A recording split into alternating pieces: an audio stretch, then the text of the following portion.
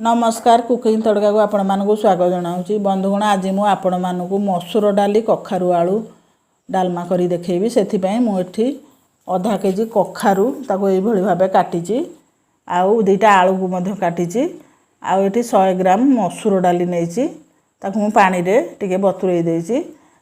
तापरे एठी गोटे बड़ साइज पियाज काटिची आ गोटे तेजपत्र नेची। तापरे गोटे टमाटर 6-7 पाखुड़ा रसुण आउ छोट खंडे अदा नहीं। प्रथमे आम मसला करवा से गोटे ग्राइंडर गिनारे मु टमाटर आउ रसुण अदा ताकू भलकरी बाटी दउची टिके पानी देकरी। मसला आमर देखंतु पूरा बाटी हो गला। तापरे एबे आमे सेही कड़ाई रे मुटिके तेल दे देची। तेल दे सारिकी तेल गरम हेले आमे एबे से कखारु आलू को भल टिके भाजवा। ये डालमा बहुत भल लगी थाए मसूर डाली आउ कखारु आलू। तापरे कखारु टिके आमर भाजी हो गलानी। एबे मु ताकू गोटे कंसा को काढ़ी दउची। काढ़ी सारिकी सेही कड़ाई रे मु आउ किछि तेल दे दउची। तेल आमर गरम हेले एबे मु सेथिरे पियाज आउ तेजपत्र को दे दउची। देइकिरी भलकरी पियाज गुटी आमे भाजीबा। तापरे एबे मु सेथिरे टिके जुआणी पकई दउची कारण एटा कखारु डालमा तो जुआणीटा देले भल बास्ना आस्ताए। तापरे आमर सब एबे पियाज टिके भाजी हो गलानी। एबे मु टमाटर आउ अदा रसुण पेस्ट को दे दउची।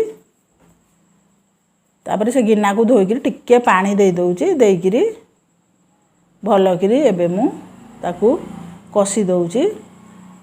तापरे एबे मु सेथिरे गोटे चामच जीरा धनिया पाउडर, हाफ चामच हल्दी पाउडर आ गोटे चामच लंका पाउडर दे दउची। देइकिरी भलकरी एबे मसला को आमे कषिबा। मसला हमर कषि गला परे एबे मु सेथिरे हाफ चामच गरम मसला दे दउची। देइकिरी भलकरी मसला को टिके कषि दबा। देखंतु मसला हमर कषि गलानी। एबे आमे जो भाजी की रखीचे कखारु आलू को मु दे दउची। देइकिरी टिके भलकरी गोळेई दबा। एटा मसूर डाली दिया डालमाटा करूची तो मसूर डाली बहुत जल्दी सिझी जाए। तापरे एबे मसूर डाली आमे सेथिरे पकई दबा। पकईकरी भलकरी कषिबा। जदि आपण मानकु आज रे मसूर डाली डालमाटा भल लागिवो ए रेसिपी ताहले आपणाकु घरे निश्चय तयारी करिवे। आपणको मतामत जणाइबे आ मो चैनल को सब्सक्राइब करिवे। एई भली नुआ नुआ वीडियो देखिबा पई मो चैनल को सब्सक्राइब करंतु। तापरे एबे मु सेथिरे पानी दे देली। पानी देइकिरी गोळेई दउची आउ टिके पानी दे दउची। देइकिरी एबे हमें स्वाद हिसाब रे लूण पकई दबा। पकईकिरी भलकरी गोळेइकिरी एबे हमें ताकू घोड़ेई दबा। मसूर डाली बहुत जल्दी सिझी जीवो। घोड़ेइकिरी आमे तापरे देखिबा हमरो किछि समय परे 10-12 मिनिट पर आमर डालमा हेलानी ना बा जो पर्यंत आमर आलू कखारु सिझिनी आम से पर्यंत ताकू सिझेबा। देखो आमर डालमा एबे हेई आसलानी। तापरे एबे मु सेथिरे टिके कस्तूरी मेथी दे दउची। कस्तूरी मेथी देले बास्ना बहुत बढ़िया आसी थाए। देइकिरी गोळेई दबा। गोळेई सारिकिरी आउ टिके नाकुरु ताकू घोड़ेई दबा। आमे जेमती कस्तूरी मेथीटा आमे पकईचे ता बास्नाटा जेमती डालमा रे भलई मिसी जीवो। तापरे एबे डालमा को मु ओल्हेई दउची। ओल्हेई सारिकिरी एबे मु डालना घियो गोटे चामच नेइची ताकू मु गोटे डंकी रे गरम कर दउची। आमर एटा पछरे आमे छुंकटा मारिबा। तापरे किछि पंचु फुटण आ दुईटा सुखिला लंका को मु छिडेगिरी पकई दउची।